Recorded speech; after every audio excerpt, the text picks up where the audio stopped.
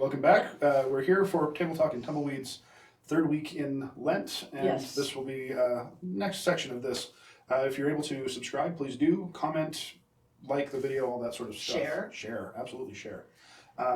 So we're continuing with this idea after the taming of Smeagol. They've headed into the marshes because now they've got a guide. Right. Right? They did not know where to go, and they've managed to extract a promise from Smeagol. I will help you. I will help you. And Smeagol says, I know a way. So And they're headed to that way. And that way is, unfortunately, through the marshes of the dead. Yes. And the marshes for the dead really highlight something that's already been happening, which is as they go along, it's like it's dead and decaying. There's the lack of trees, and this is a theme in Tolkien, right? The dead and decaying civilizations as they go along, and they see cities. Oh, there must have been a great city once, but Sauron, has it's rotted now. Yeah, and this is what the presence of evil does: is it destroys nature.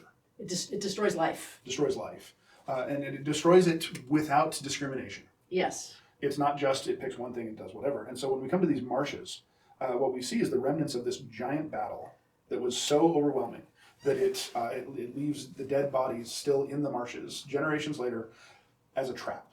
Yeah. And it really is a trap, and you see it, especially in the film, it's very well shown, where Frodo sees this thing and it just draws him. It draws him in. But it draws him in, it really does. He gets lost in it. Yes. We've already talked multiple times about his World War I heritage, his history. This is the Battle of the Somme once more. Yes. Right? The field that is nothing but dead bodies. And you definitely get it in the movie as the imagery is taken directly from some of the imagery and photographs and stills and film from that battle. Yeah, but the environmental destruction is so overwhelming that it's there generations later. It never recovers. It's still dead. Yeah, Tolkien had this sense of what modern war does not just to human life, but to all life. And there is this really interesting contrast between Tolkien and the Shire and Tolkien, the guy from the little village in England, right? Yeah. That green and pleasant land. Absolutely. Right? And then he goes and he experiences this devastation and this wanton destruction of everything that was green. Yes. Right? And I think that sort of stuff shows up a lot in here as well. And it's not just in the marshes where it shows up. Yes. It shows up over and over again. Mordor itself is obviously desolate. Yes. But there's other desolate places, and they're made desolate by the human activity, or more or less human activity. We can have an argument about that. Preparing for war. Yes. So when Saruman prepares, he says, "I'm going to make this giant army. I'm going to prepare for war. I'm going to make sure that I can take over Bree and all of these other places. I can destroy Fangorn Forest. I can do all these other things because I'm going to have this giant thing. We've taken care of Rohan, so I don't have to worry about them. I can go and make war on whoever I want to." And part of him doing that is destroying everything around him. Destroying everything in his path. And, that's what modern warfare does. Now, war has always been violent, but I think Tolkien, and I mean, it wasn't just Tolkien, this modern warfare, the machines of warfare. So there is this contrast between industrialization. And I gotta say, I suspect most people in Wheatland, people that grew up in Wheatland, when they say, "Oh, I don't really like to go to the city," right?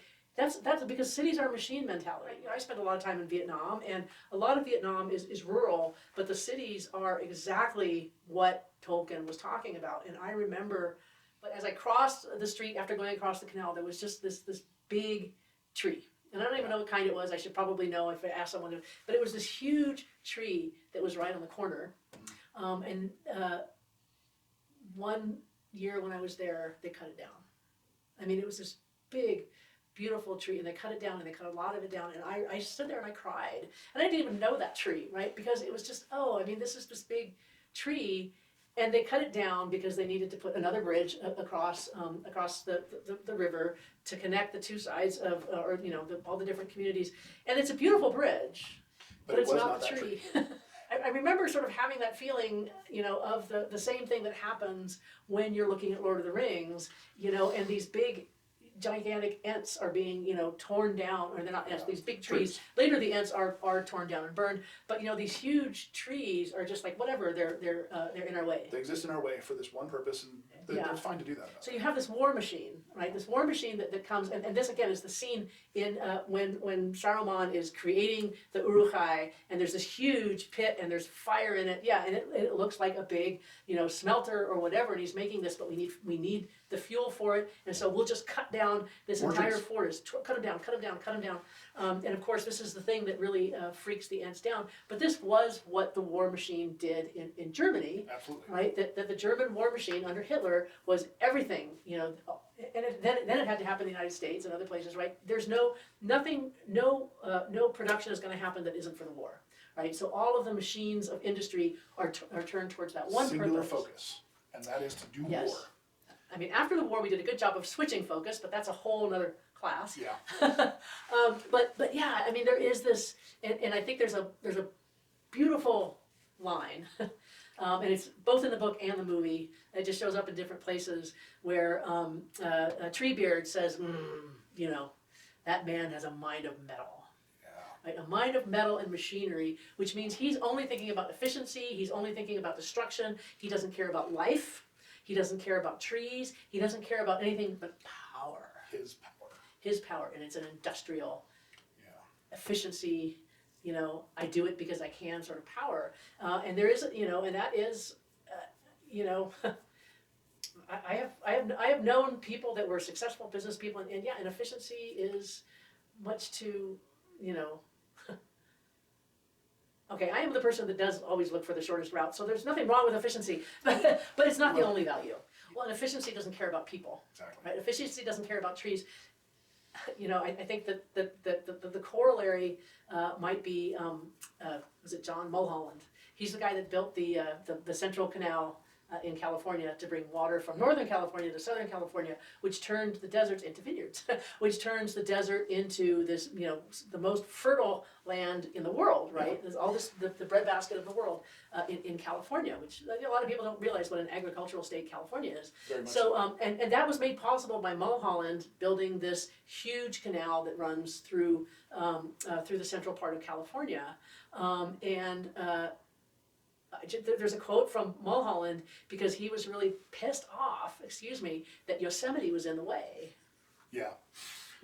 And he said if I had my choice, I'd take a picture and just blow the whole thing up. I mean, that's Saruman, right? It very much is. It very much is, because these trees are in my way. It's not just, I don't even need them for fuel. They're just in my way because I want to get the water from here to here, and this is the shortest distance between 2 points. I mean, thank God we had a different legislature than we do now, because they actually cared about things like trees and the natural world and things like Yosemite. Yeah. Yeah. When I worked in a construction job right after college, before going out to seminary, I was working this one particular place, and I was doing separate stuff, and watched as this crew was digging up roads to put in trenches, to put in water pipes. We need water pipes in buildings. This is the thing that has to happen. There was a tree that's in the way, and the tree was not necessarily, it was not marked for cutting down. It was also not marked for saving. It was just, do what you need to do around the tree. And it was just sitting there in the middle of the field, and kept bumping up against it with his backhoe. And so finally folded the backhoe arm over, and he just went, and the tree went down. And all I could think was, I don't know what I feel about this, but it doesn't feel right. So tying this back to fellowship, and this might be stretching it a little bit, but I don't think this is entirely outside of where Tolkien would want us to go, which is that, when we're talking about this world as opposed to Tolkien's world, maybe we should be thinking about fellowship with things that are not, with the other than human. Yes, there's a BBC documentary where they're interviewing him, and he basically just wanders around the entire Oxford campus and talks about his favorite trees. And then he looks at one of the trees and says, I wish so much that I could talk to them and see what they feel about what's happening to them. And that doesn't mean that we don't ever get to cut them down, and it doesn't mean that, trees are our friends or everything. Trees are, but they're created by the same God, and this planet was given to all of us, right, for, to work together, with trees and animals. But I think that there is this challenge to think bigger. When we think fellowship. A lot of sources say, the fellowship narrows after they break up, but I don't see it that way. It actually expands, that each, that you've got you've got Merry and Pippin go off in one direction and they convert the Ents, That's- right? And then you've got Aragorn and Gimli and Legolas, and they convert, they convert. So it's almost like Paul going from, Yeah. each place, and then later you have the army of the dead, which Aragorn. So you have all of these people that are actually mobilized for the call, so that instead of getting smaller and That just because they are physically separate does not mean the fellowship is broken. right, and I think that has to do with the fact that the fellowship is never about that companionship where we're hanging out together all the time, and when I don't see you, I'm not thinking about you, because the fellowship is, and we talked about a little bit about this last night too, right? That the fellowship is based on something there. That's where we're going, and when we're going together, we develop these bonds of shared struggle, shared suffering, but the biggest bond is shared purpose. And the shared purpose is shared whether they're in one place or another. So You do not have to be face to face to have the same purpose. right, the fellowship obviously doesn't break apart because the fellowship is based on sort of the shared goal, the shared purpose, and they're still all moving towards that. But it's that when they break up, they start bringing more people into the They fellowship. expand the fellowship rather than diminish it. Yeah, and this is something I think it was John that said it last Yes. night. That John said, that it's almost as though the fellowship become apostles, right? And they are going around, well, basically telling the good news. The threat is real. That's the bad news. The good news is we've got a plan, and that we can mobilize together to gather together. So you have this, that the fellowship doesn't break up. It expands, right? It disperses and brings more people here, going from town to town, sort of community to community. Aragorn and his group end up in Rohan, and they convert Rohan, right? And then Pippin and Gimli end up with the Ents, and they convert the Ents. Later they bring in, the army of the dead, and they will go to Gondor, and Faramir is brought in. So you have all of these people that are brought into the fellowship. It's not. And it would not have happened if they'd all stayed one group Right. heading into Yeah, war. it's just They're sitting in splitting Jerusalem. apart, sent them out into the world to do this action, which brought them all to bear on the Planter Fields, Pelennor Fields. Yep. All brings them together to do the things that is necessary for the salvation of the world. Yes. Yes. And so Everyone this is- except Frodo and Sam, but they're off doing their own thing. Well, and then this is the connection that got made last night. I think it was Colby actually who said it. That this is like the apostles getting sent out into the world to go from village to village, bring the good news that the kingdom of God has come near. Uh-huh.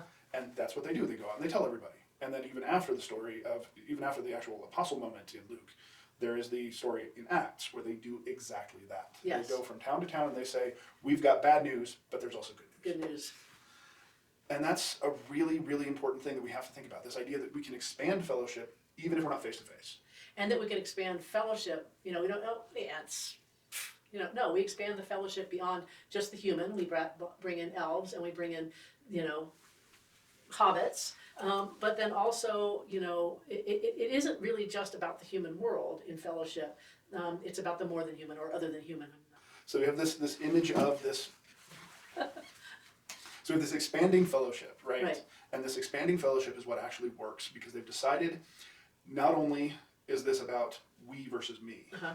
it is about a bigger and bigger and bigger we every time we say yes.